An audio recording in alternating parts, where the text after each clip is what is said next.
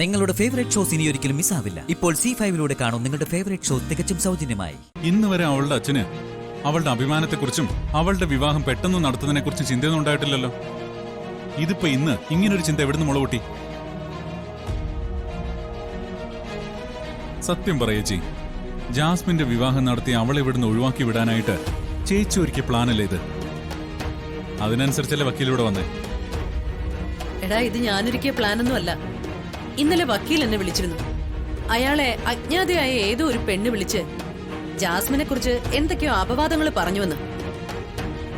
അതൊക്കെ കേട്ടപ്പോ ആള് വല്ലാതെ ഇറിറ്റേറ്റഡ് ആയി. നമ്മൾ അവളെ വിളിച്ചുകൊണ്ട് ഇവിടെ നിർത്തി അപമാനിക്കുകയാണെന്നും അവളുടെ വിവാഹം നമ്മൾ പറഞ്ഞപടി നടക്കാത്ത സ്ഥിതിക്ക് അയാൾ ഇന്ന് ഇവിടെ വന്ന് ജാസ്മിനെ വിളിച്ചുകൊണ്ട് പോവുമെന്നും പറഞ്ഞു. അപ്പൊ ചേച്ചി എന്ത് പറഞ്ഞു?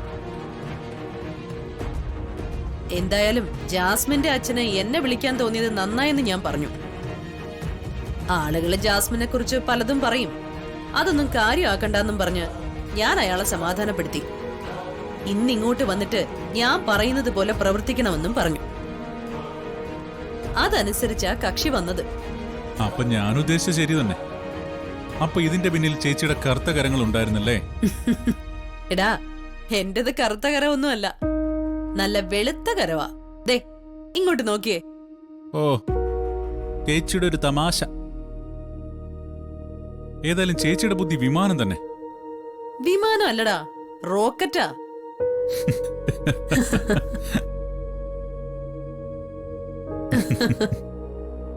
ആന്റി,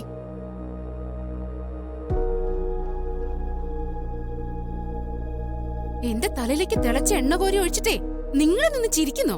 തിളച്ച എണ്ണയോ? അതപ്പോ ആര് കോരി ഒഴിച്ചു? ഞങ്ങളാരും അതിനൊന്നും ചെയ്തില്ലല്ലോ. ദേങ്ങളെ, ഞാൻ സീരിയസ് ആയിട്ട് ഒരു കാര്യം പറയുമ്പോ അതിനിടയ്ക്ക് തമാശ പറയരുത് കേട്ടോ. ജാസ്മിൻ, എന്താ നിന്റെ പ്രശ്നം? ആന്റി, ആന്റി എല്ലാം അറിഞ്ഞിട്ടും ഒന്നും അറിയാത്തതുപോലെ സംസാരിക്കരുത്. ഏതെങ്കിലും ഒരു കൊഞ്ഞാണനെ വിവാഹം കഴിക്കാനാണോ ഞാൻ ഇത്രയും കാലം ഈ വീട്ടിൽ കാത്തു കെട്ടി കിടന്നത്? ആണോന്ന്? അല്ല, അതിനല്ലയോ ഞങ്ങൾ ഇങ്ങോട്ട് നിന്നെ കൂട്ടിക്കൊണ്ടുവന്നത്. പിന്നെ നിങ്ങൾ എന്തിനാണ് എനിക്ക് തന്ന വാക്ക് മാറ്റി പറയുന്നത്?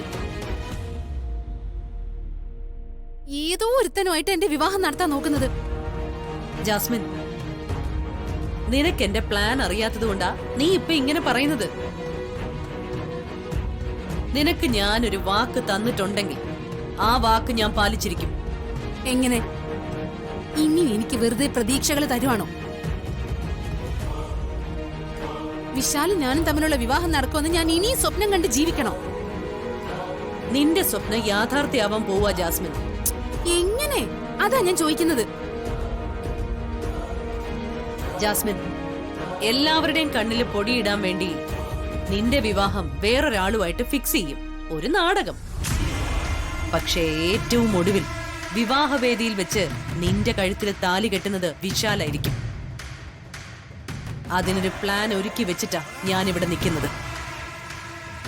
ആ പ്ലാൻ വർക്ക്ഔട്ട് ആയിരിക്കും. എങ്ങനെയാ പ്ലാൻ വർക്ക്ഔട്ട് ആവുന്നത്? അതൊക്കെ വഴിയേ അറിഞ്ഞാ മതി. ഡൗൺലോഡ് ചെയ്യൂ C5 ആപ്പ്. കാണൂ എല്ലാ എപ്പിസോഡുകളും സൗജന്യമായി.